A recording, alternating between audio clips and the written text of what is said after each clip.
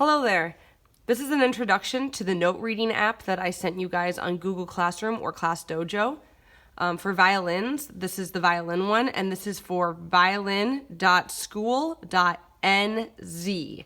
That's the website. No .com in there. So I'm going to teach you guys how to read your notes, and my suggestion is to have your iPad or your Chromebook and your book right out next to each other. And I would open up to page 5 to start, because the first two notes that it gives you an option to pick is D string or A string. So if we look up here, we notice that D is all the way at the bottom of the staff. See how the note is underneath that line? And then the A string is a bit higher, just like it sounds, right? It's higher up in sound and it's higher up on the staff, and that's on the second space. That's the bottom space, one space up, second space is A.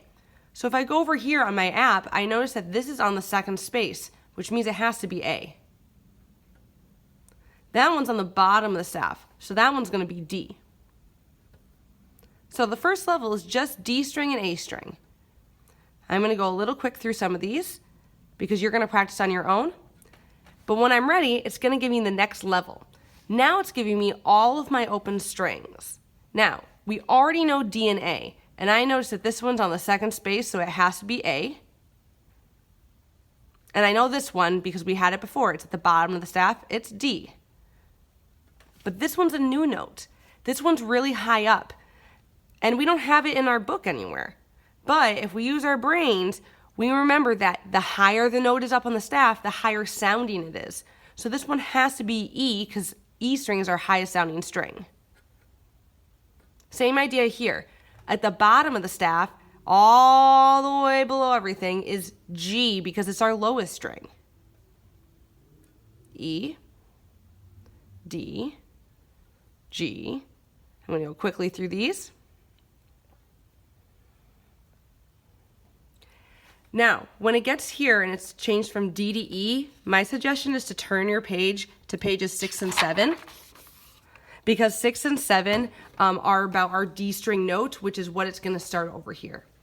The first thing it's going to do is give you some letter names, but eventually it will turn to finger numbers, so pay attention to how they're connected.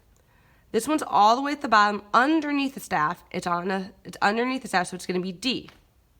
This note is a little bit different though. It's a step up. And if I look in my book, I find out that it's E. It's on the bottom line. Going through there, that's E. Underneath, that's D. Underneath, that's D. Line going through on the bottom line, that's E. So I'm going to go through these, and now it's going to add F sharp. If I come over here, it says, let's read F sharp.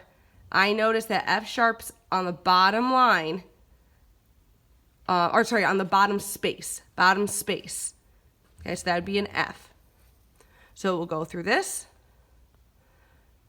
and eventually it will add another letter. We have G. Now, we already had a G, didn't we? We had an open G, but that was way at the bottom. That's not going to be an option right in this very moment. This is focusing on our D string notes, see? D, E, F, and G. So this one's E because it's on the bottom line. That's on the space, that's F. Underneath, that's D. Second line, that's G. So I go through this until it changes for me. Once it thinks I know it good enough, it will change for me. It changes to numbers. Now these before were D, E, F sharp, and G. But now they're D, 1, 2, and 3. Looking over here, they're the same thing. So I notice this is on the first space, and I remember that this is F. If I go here, this is where F sharp would have been, and it is 2, just like it says in my book. So that's going to be a 2. That's going to be a D. It's underneath the staff. Second line is the note G, and here it says G is played with 3 fingers on the D string, so I would click 3. This takes a little bit of practice, but you will get quicker every time you do it. See, I can go pretty fast because I know my notes. Now, you see it moves to A string. A string is a couple pages away, but it's the same idea. You really need to make sure you pay attention to what space or line your note is on. Don't just guess. Use your book to help you. If you have any more questions, make sure to message me. Good luck.